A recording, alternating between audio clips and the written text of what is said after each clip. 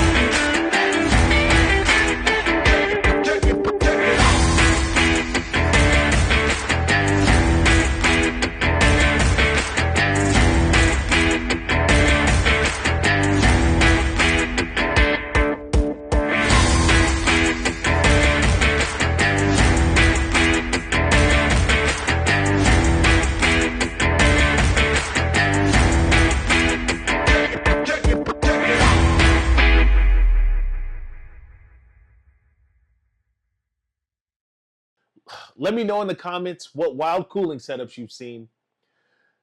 Did we do this just to make space, or does it scientifically keep high-powered cars cooler longer? If you think this is crazy, wait till you see what comes next. Watch, like, subscribe, share, and comment. All of those things help us grow the channel. I'm Byron Thomas, a veteran and a loan officer from Be My Neighbor Mortgage. Peace.